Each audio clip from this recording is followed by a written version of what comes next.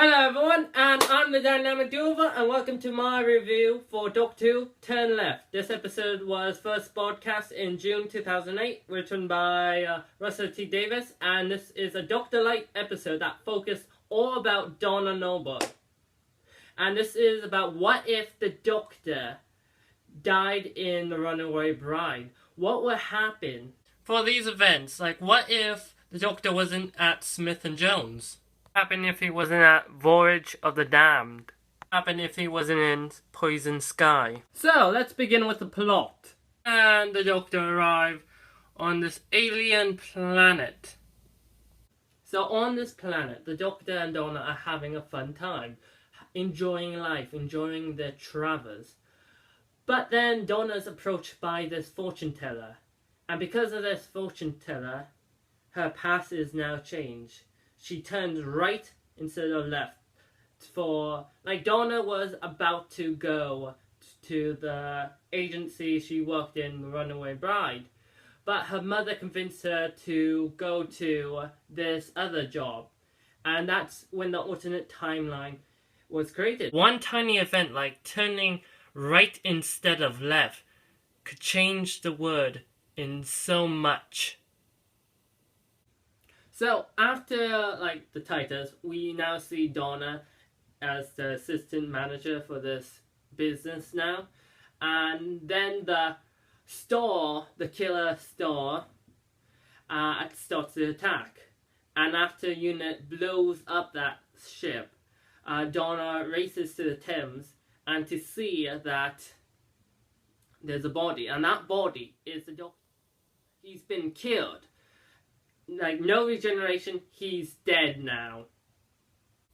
Billie Piper returns as Rose Tyler. Last played the role of Rose Tyler in Doomsday. Now you would think this would be a Rose Tyler run, but no, I actually like Rose. My problems with Rose was going to be, the reason why I don't like Rose is because I think she's spoiled. I think she thinks she's the best companion, she's all of that. But what I like about Rose, there's none of that. She's trying to support Donna. She's telling Donna she's special. And that's what matters. That's why I like Rose. She's not being annoying. She's trying to help. She's trying to be a good person. She's not like, oh, the Doctor needs me. Oh, he needs me because I'm Rose. And everyone loves me. But there's none of that. And that's why I like Rose Tyler in this episode. Because she's actually trying to help. Not being a selfish, litter, spoiler brat. And by the way, I like Billie Piper. She's a great actress. And I don't mind her performance of Rose. It's just the character I don't like. I have nothing against Billie Piper. I think she's a good actress. So yes, we would be seeing what would have happened if the Doctor wasn't in Smith & Jones. Sarah Jane would have taken his place, and she and her companions would have died. And Martha would have died too. And in Voyage of the Damned, the Titanic would have hit London, which would have destroyed London and turned the UK into a third world country. And then in Partners in Crime, instead of the UK being attacked, it would have been America being attacked, and 60 million people would have died. And in Saturn Experiment, Torchwood would have taken the Doctor's place, and Torchwood team would have been killed, and Jack would have been stranded on the home planet of the Saturans. Now we will see in these episodes that, yes, the companions can do their job, they can defend the Earth during the small threats. But when it comes to this huge, impossible threats, we need the Doctor. And right now, the world is turning out to be in disasters. Not the UK that is just being affected, it's all the world. Because of this one tiny decision by turning right instead of left. So another good part of this episode, we get to see the return of Donna's family, Wilfred and Sylvia. and they are amazing as ever. One thing I like about Russell T Davies era, we get to meet the family of the companions. And it's no change with Donna. We get to know her family. We know Sylvia is trying to make sure Donna has a good life. Like trying to help her make the right decisions. And at the beginning of the episode, you can see like she's trying to tell Donna to choose the right path, which led to this path in the end. But she's trying to help Donna.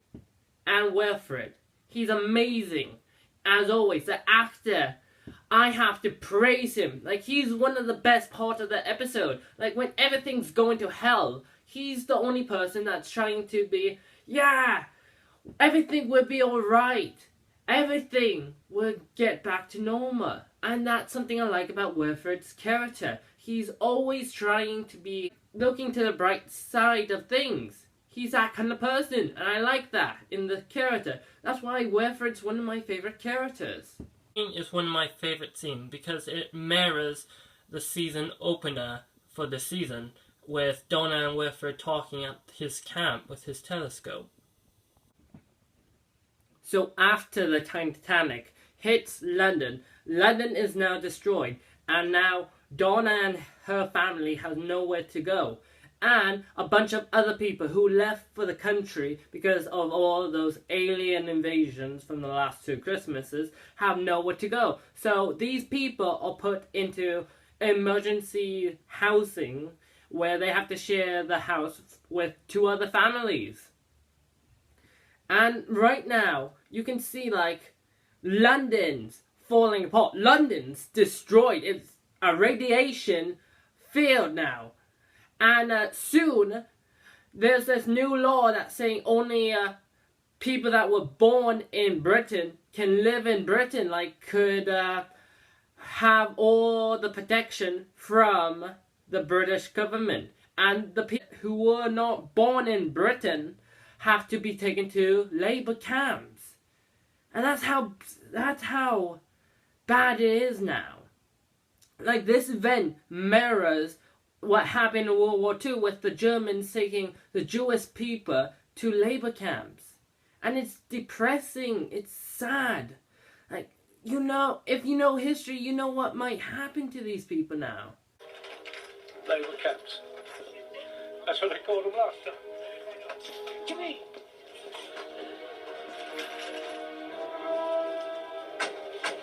It's happening again. What?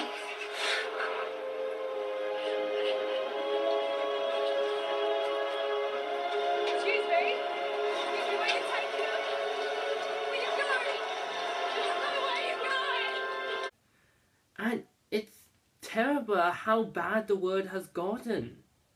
And Russell T Davies does a great job in showing these events. How he written such a dramatic scene without even going into great detail. How you know what's going to happen to these people. And it's sad. This scene right here is showing how much people have given up hope that the world is going to get any better. With the army, I said I wasn't qualified. You were right. You said I should have worked harder at school.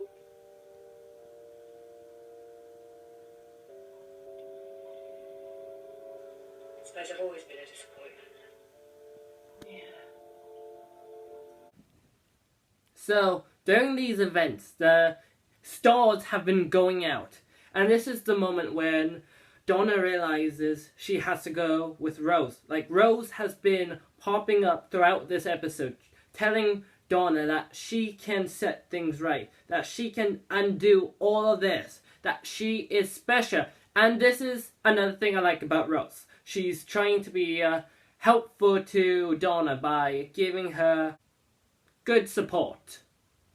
So Donna and Rose head to UNIT, which are still operating, and we find out what has caused this alternate reality. It turns out the creature that was responsible for these events was a time beetle, which were which are used by the trickster to change the past. So with technology they created from the TARDIS, they now have a working time machine. And Donna is going to be sent back in time to stop her from turning right and making her turn left, setting the universe back on the right course. And this is a scene I like. Like Mary God, who does all the Doctor Who music, creates this happy, uplifting music, like when Donna's saying that everything's going to be good now, that the universe is going to be fixed, that she's going to have this fantastic adventures with the Doctor. And then you can see that when Donna realizes she's gonna die, the music goes all sad, like she realizes it. And Rose knew it all along. And that's what makes this scene heartbreaking. So Donna arrives in 2006, but she's 3 blocks away and she has only 3 minutes. And there's no way she can make it in time to set things right. And when Donna realizes she has to commit suicide to set the future right, it's a sad moment. Like, it's so well executed. And this was the only way to change events. And it was clever writing by Russell T Davies. So, the alternate timeline Donna dies, and the entire universe is set back on the right path. And before Donna, that alternate Donna died, like Donna still remembers some of that alternate timeline, and Rose Tyler appears and whispers a word into her ear. Then the entire timeline is reset to back on the planet at the fortune teller's tent. And the Doctor is alive, and the Time Beater is ending dead. For this episode leads into the season 4 finale. Soon the Doctor will realize things are going from bad to worse when Bad Wolf returns. Bad Wolf. What does it mean?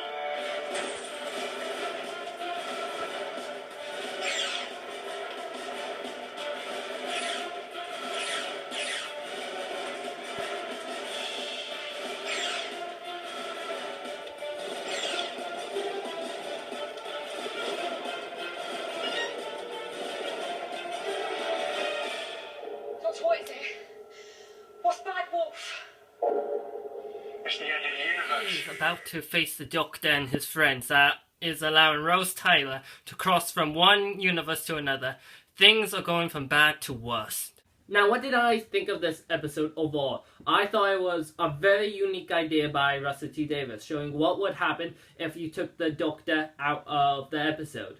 And I also like how we saw the development through Donna, how she went from the person we met from The Runaway Bride to this person that we know from season 4. How this person who really only cared about herself to this person who could save the universe. And I thought that was very well executed. And I thought Bailey Piper did a good job as Rose Tyler. And it's a very good start to the season finale of season 4. So yeah, I give this episode an 8 out of 10 for how well they executed it, how well they acted. Well, I give this episode an 8 out of 10. I'm the Dynamic Dover. Till next time.